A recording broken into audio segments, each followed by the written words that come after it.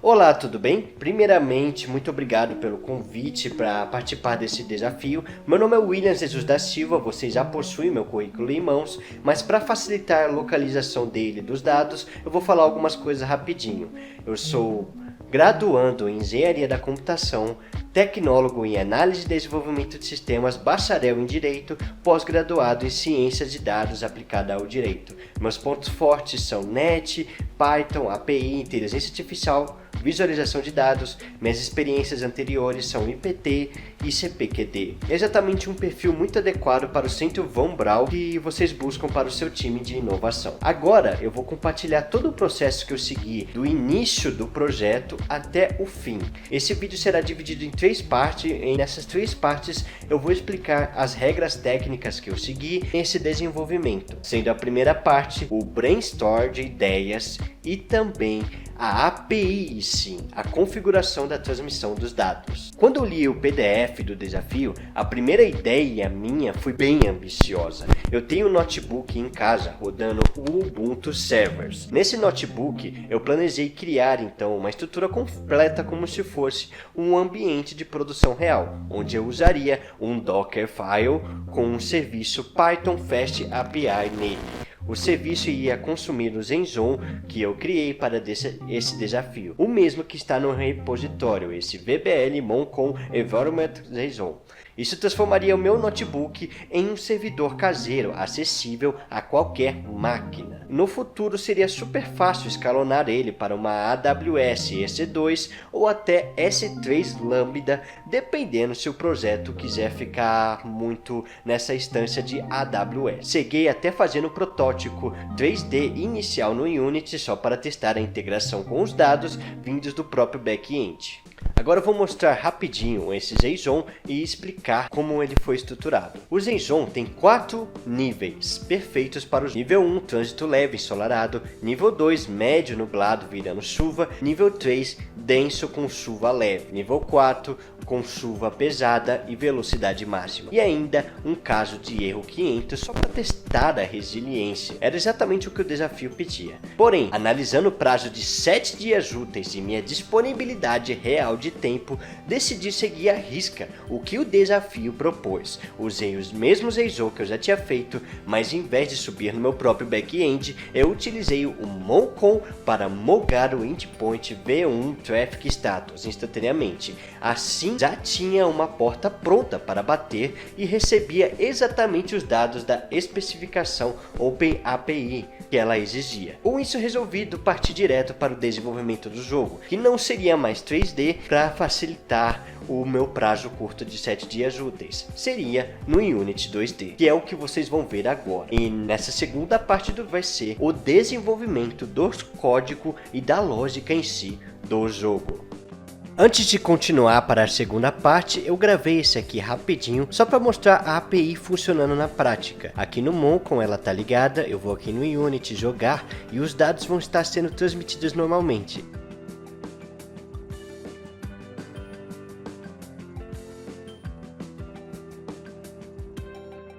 Mas se eu for no Moncon e desligar a transmissão dos dados e voltar no Unity, vai aparecer o erro de transmissão de dados.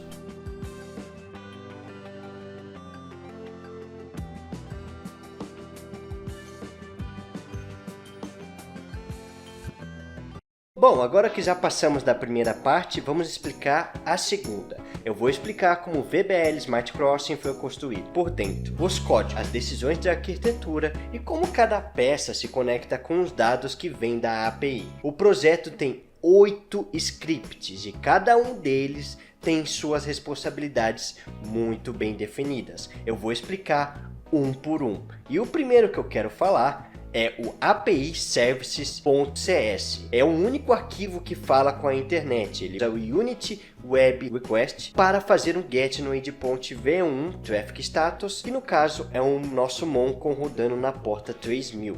O design aqui é importante porque ele só recebe 2 callbacks, on success ou on error. Ele não decide nada.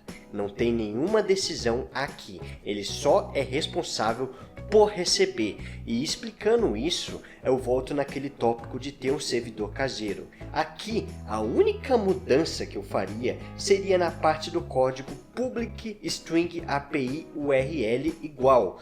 Ali eu especifico qual URL, onde que eu vou bater. Atualmente é essa localhost 3000 v1 traffic status, mas se eu fosse rodar no meu servidor caseiro com um Dockerfile e a API, Fast API, é só eu trocar pelo IP e pela porta que eu vou bater no meu Docker. Sim, explicado essa parte da API, antes de entrar nos detalhes, vamos deixar claro como que está o fluxo geral do processo. A API manda os dados, o Game Manager distribui, cada parte do sistema faz a sua parte. Agora vamos para os outros scripts do jogo até então. GameDataModel.cs, ele não tem uma lógica em si. Ele só é contrato com a API. Ele tem 3 classes que espelham os JSON que o Moncon entrega. 3 campos que o jogo usa, sendo esses 3 campos Traffic Response, Status e Predict End. Interprete o GameDataModel como um tradutor desses 3 campos.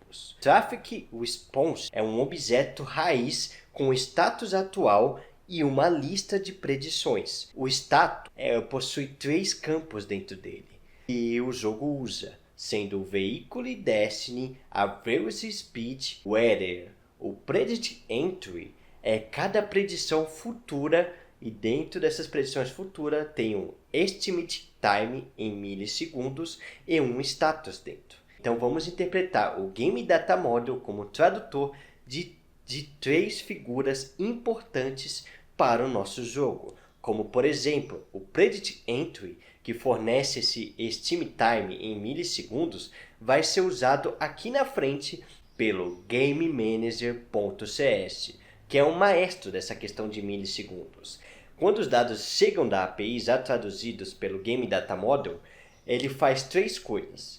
Primeiro, ele aplica algo chamado Current Status imediatamente e o trânsito já começa com valores reais dos veículos. Mas esses valores reais do veículo fornecido pelo Predict Status está em milissegundos. Então a gente bate justamente nessa parte aqui do código. E como está em milissegundos, a gente precisa fazer a tradução de milissegundos, que a gente faz com uma divisão. Divide por 1000, por essa função EstimeTime do nosso querido GameManager.cs. Aí, milissegundos viram segundos e já está traduzido para o jogo. Aí o jogo consegue calcular o timer do nível, consegue calcular outras partes como névoa, ensolarado, pesado e velocidade dos veículos.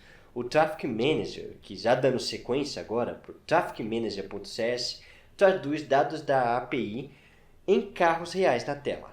Ele é o responsável por spawn, por quantidade. O Game Manager ele é responsável por velocidade, por isso essa questão de milissegundos. Traffic Manager é pelo spawn, quantidade de veículos que vão aparecer na tela. E então ele tem esse float com um intervalo de 1F, Vehicle Destiny, uma densidade de 0.1, trânsito leve é o início. Você vai receber os dados da API dessa quantidade de spawn por nível. Nível 2 tem uma quantidade de spawn diferente do nível 1 e assim por diante. E assim como o Game Manager faz a tradução de milissegundos, ele também faz aqui. Essa tradução para ficar certinho, dividindo por 100 o valor de 0.1, que vai virar uma velocidade de 100 km, por exemplo, 80, 40, depende do nível e da dificuldade do nível. Dito isso, a gente finalmente pode chegar nos dois aqui que batem quase na mesma tecla, que são o VehiculeController.cs e o ZonaCegada.cs. Os dois últimos são mais simples e mais elegantes. O Vehicle Controller, cada carro só é a direção que cada carro vai. Cada carro só anda em linha reta. Quem está na direita vai para a esquerda em linha reta. Quem está na esquerda vai para a direita em linha reta. É essa a função dele. O Zona Cegada são 4 linhas úteis que o player anda. São as linhas que o player tem para andar. Mas ele define também já a nossa linha de chegada, o nosso Game Object, que representa o fim de jogo, que é a última linha aqui de cima, o último Game Object. Quando eu mostrar mais Game Objects, eu vou deixar claro, mas esse zona chegada é atrelada ao Game Object que fica aqui em cima para representar fim de jogo. Ganhou! E o último é o UDController.ts, que faz o ciclo. Ele só recebe o status da API e timers já calculados, formata na tela, zero lógica de jogo aqui. Ele só recebe dados da tela que já foram processados, mastigados pelos outros e exibe na tela. É isso que ele faz. Agora o nosso querido último aqui vai ser mais eu mostrando como que os Games Objects e o game em si. A estrutura do game foi simples como pediu, como não estava na avaliação a questão de UD, de toda a questão de design, eu fiz o mais simples possível para atender os pré-requisitos de API e lógica de funcionalidade do jogo.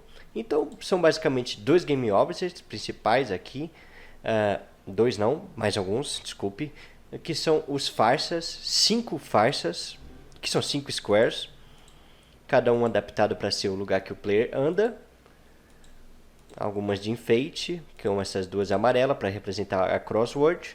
Mas de importante mesmo é esse Game Object aqui, a calçada cegada, porque ela está atrelada justamente com o código que eu falei, o zona cegada, porque ela é o que define o trigger de chegou, de fim de jogo do jogador. Aqui tem um spawn points, que é onde eu defini a posição dos spawn points. Aqui na F esquerda tem esse spawn point. E aqui F direita, fim do spawn point. Aqui a mesma coisa, vai ter spawn point e spawn point. O canvas é justamente onde vai formatar o texto que a gente recebe lá da API.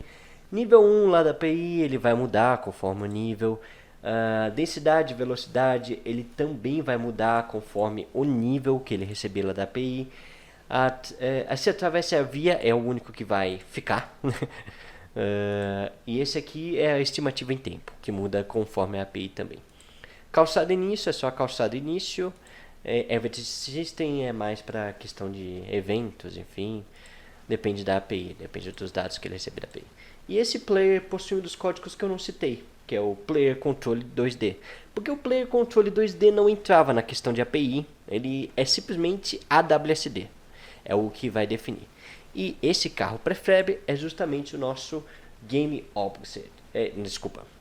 Justamente o nosso Game Object que representa os carros que vão ser spawnados. Ele está aqui no meu project porque foi definido um ciclo de descarte para ele.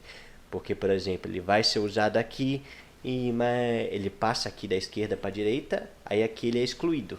Nisso que ele é excluído, cria um clone aqui e é esse clone que vai ser usado aqui. E fica nesse ciclo até o jogo terminar. E vamos demonstrar uma gameplay prática aqui, só para mostrar.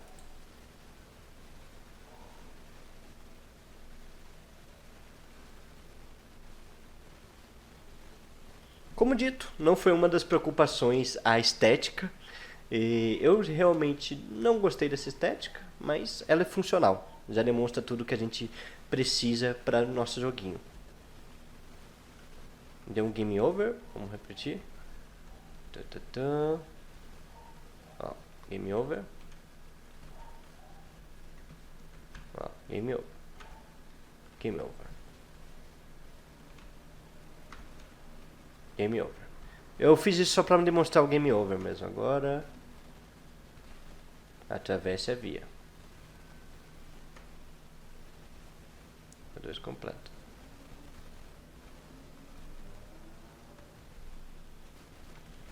E é isso o nosso jogo, tem a nossa estimativa de tempo e é esse o meu projeto. Aqui está os carros Prefab Clone, ele vai ficar nesse ciclo de clonar os carros para poder ficar exibindo, aumentar a velocidade. Olha a velocidade de 40, 50, agora 35 porque eu parei.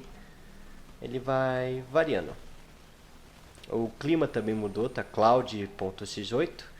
Só não tem um visual prático aqui do clima, não tem algo para mostrar que tá neblina aqui, porque novamente não fazia parte do escopo do desafio essa questão de design. Eu vi que era mais uma questão de demonstrar que a API funciona, então tá aqui, ó. O clima vai mudando, Sunny, por aí vai.